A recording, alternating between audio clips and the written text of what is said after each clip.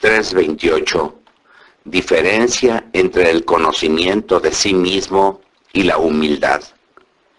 Encontrándome en mi habitual estado, mi amable Jesús ha venido en estado que daba compasión. Tenía las manos atadas fuertemente y el rostro cubierto de salivazos, y algunas personas lo abofeteaban horriblemente, y él permanecía quieto, plácido, sin hacer ni un movimiento, ni emitir un lamento, ni siquiera un movimiento de pestañas, para demostrar que él quería sufrir estos ultrajes, y esto no solo externamente, sino también internamente. ¡Qué espectáculo tan conmovedor de hacer despedazar los corazones más duros! Cuántas cosas decía aquel rostro con los salivazos en él, ensuciado de fango. Yo me sentía horrorizar, temblaba, me veía toda soberbia delante de Jesús. Mientras estaba en este aspecto, él me ha dicho: hija mía, solo los pequeños se dejan manejar como se quiere, no aquellos que son pequeños de razón humana, sino aquellos que son pequeños, pero llenos de razón divina. Solo yo puedo decir que soy humilde, porque en el hombre lo que se dice humildad, más bien se debe decir conocimiento de sí mismo, y quien no se conoce a sí mismo, camina ya en la falsedad. Durante algunos minutos Jesús hizo silencio y yo lo contemplaba. Mientras esto hacía, he visto una mano que traía una luz que, hurgando en mi interior, en los más íntimos escondites, quería ver si había en mí el conocimiento de mí misma y el amor a las humillaciones, a las confusiones y a los oprobios. Aquella luz encontraba un vacío en mi interior, y yo también veía que debía ser llenado con humillaciones y confusiones, a ejemplo del bendito Jesús. Oh, cuántas cosas me hacía comprender aquella luz y aquel rostro santo que estaba frente a mí. Decía entre mí: un Dios humillado por amor mío, confundido, y yo, pecadora, sin estas divisas. Un Dios estable, firme en soportar tantas injurias, tanto que no se mueve ni un poquito para liberarse de esos escupitajos fétidos. Ah, me parece ver su interior ante la divinidad y el exterior ante los hombres. Sin embargo, si quiere, lo puede hacer, porque no son las cadenas las que lo atan, sino su estable voluntad, que a cualquier costo quiere salvar al género humano. Y yo, ¿dónde están mis humillaciones? ¿Dónde la firmeza y la constancia en hacer el bien por amor de mi Jesús y por amor de mi prójimo? ¡Ay, qué diferentes víctimas somos yo y Jesús! Porque de hecho no nos parecemos en nada. Mientras mi pequeño cerebro se perdía en esto, mi adorable Jesús me ha dicho: mi humanidad estuvo llena solamente de oprobios y humillaciones, tanto de derramarse fuera. He aquí por qué ante mis virtudes tiembla el cielo y la tierra, y las almas que me aman se sirven de mi humanidad como escalera para subir a probar algunas gotitas de mis virtudes. Dime, ante mi humildad, ¿dónde está la tuya? Solo yo puedo gloriarme de poseer la verdadera humildad. Mi divinidad, unida a mi humanidad, podía obrar prodigios en cada paso, palabra y obra. En cambio, voluntariamente me restringía en el cerco de mi humanidad y me mostraba como el más pobre y llegaba a confundirme con los mismos pecadores. La obra de la redención en poquísimo tiempo podía hacerla, aún con una sola palabra, pero quise durante el curso de tantos años, con tantos trabajos y sufrimientos, hacer mías las miserias del hombre. Quise ejercitarme en tantas diversas acciones para hacer que el hombre fuera todo renovado, divinizado, aún en las mínimas obras, porque realizadas por mí, que era Dios y hombre, recibían nuevo esplendor y quedaban con la marca de obras divinas. Mi divinidad, escondida en mi humanidad, condescender a tanta bajeza, sujetarse al curso de las acciones humanas, mientras que con un solo acto de voluntad habría podido crear infinitos mundos, sentir las miserias, las debilidades de otros como si fueran suyas, con verse cubierta de todos los pecados de los hombres ante la divina justicia, y que debía pagar con el precio de penas inauditas y con el desembolso de toda su sangre, ejercitaba continuos actos de profunda y heroica humildad.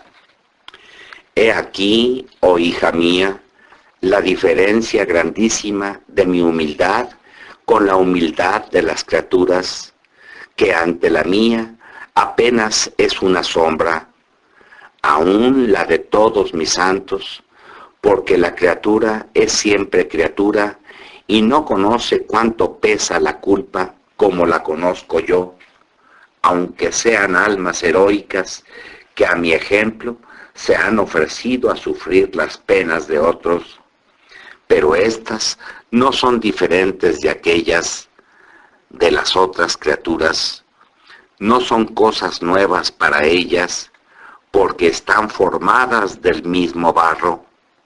Además, el solo pensar que esas penas son causa de nuevas adquisiciones y que glorifican a Dios, es un gran honor para ellas. Además de esto, la criatura está restringida en el cerco donde Dios la ha puesto y no puede salir de esos límites con los que Dios la rodeó. O si estuviera en su poder el hacer y el deshacer, ¿cuántas otras cosas harían?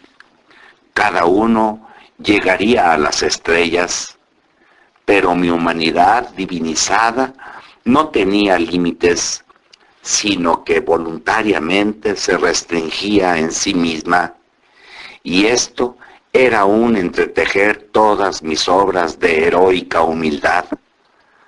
Había sido esta la causa de todos los males que inundan la tierra, esto es, la falta de humildad, y yo, con el ejercicio de esta virtud, debía atraer de la divina justicia todos los bienes.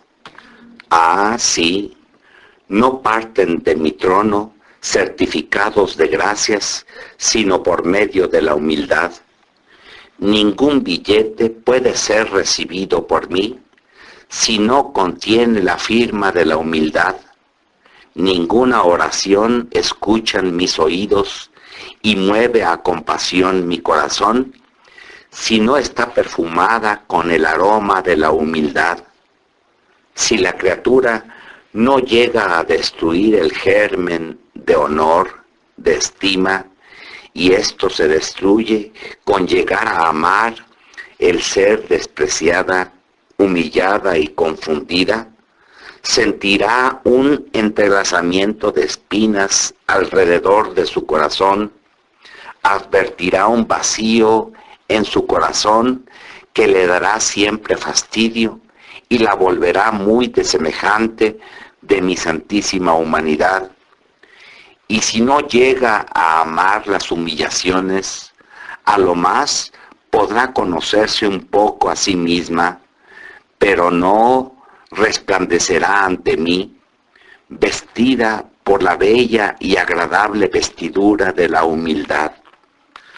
¿Quién puede decir cuántas cosas comprendía sobre esta virtud? Y la diferencia entre el conocerse a sí mismo y la humildad. Me parecía tocar con la mano la diferencia de estas dos virtudes, pero no tengo palabras para explicarme. Para decir alguna cosa, me sirvo de una idea.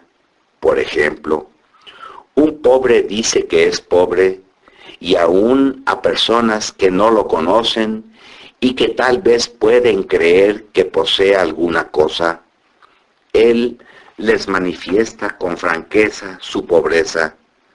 Se puede decir que se conoce a sí mismo y dice la verdad, y por esto es más amado, mueve a los demás a compasión de su miserable estado, y todos lo ayudan. Esto es el conocerse a sí mismo.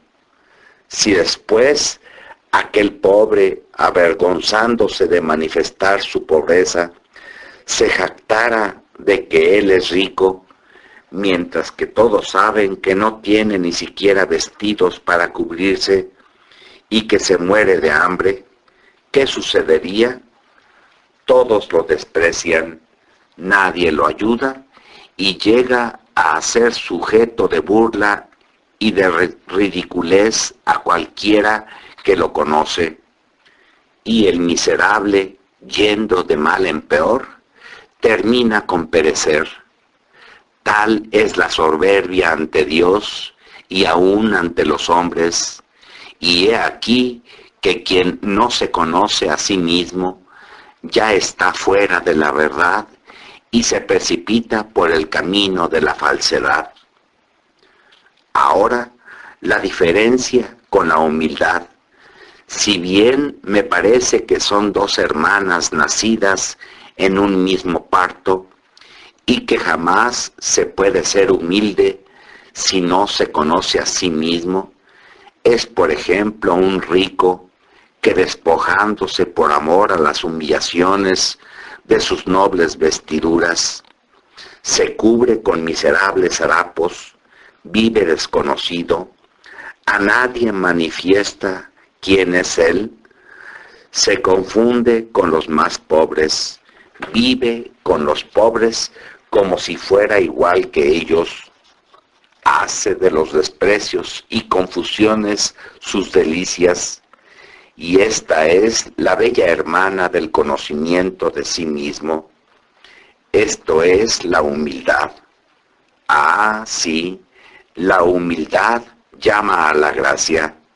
La humildad rompe las cadenas más fuertes como son el pecado. La humildad supera cualquier muro de división entre el alma y Dios y a Él la regresa.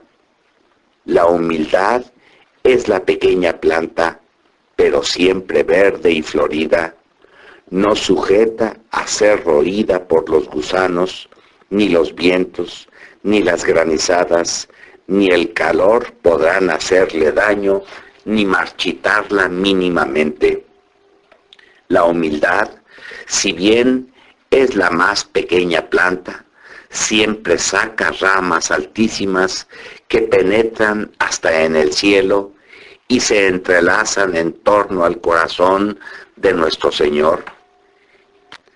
Y solo las ramas que salen de esta pequeña planta tienen libre la entrada en ese corazón adorable.